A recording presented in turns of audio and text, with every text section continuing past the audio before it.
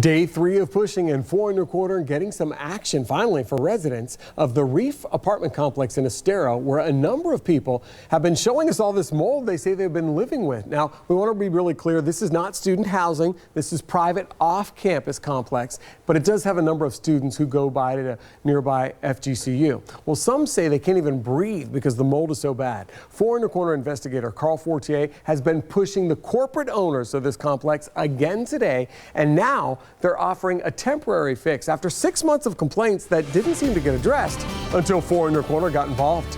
Carl? Well, the residents I spoke to say the mold problem is affecting a number of units at the Reef, many of which have only been lived in since August. After trying to get answers from the company that owns the Reef about what they plan to do to help the residents, I finally got a response this morning.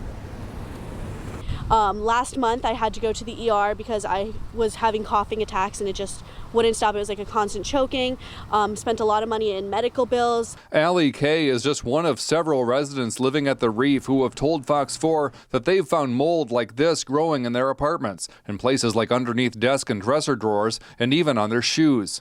I personally think that the mold comes from something that was done wrong with this building. Gabriella Polano says management had a company install this dehumidifier in her apartment, but thinks more needs to be done. In my personal opinion, I think that it's very serious because we're surrounded by it, we're inhaling it. I reached out to Asset Plus, the Houston-based company that owns the Reef, to see what action they intend to take. I got this emailed response from a spokesman saying, in part, "This situation is not something we are taking lightly. As soon as we were made aware of the situation, the property's maintenance team checked out the affected units. Qualified personnel have been on site since Monday morning in an effort to address these issues. In the meantime, we are working with affected residents to provide them with alternative accommodations until they can return to their units."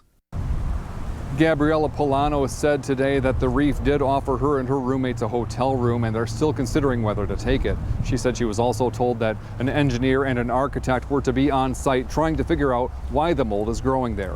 We'll continue to follow this and tell you what we learn. Carl Fortier, Fox 4, in your corner. All right, thank you, Carl. We've shown our commitment in covering this for 3 days for you now. If you live in this complex, your kid does, and you want answers, you've been affected, please call us right away so we can include you in our coverage, 239-206-FOX4, or just email us at news@fox4now.com.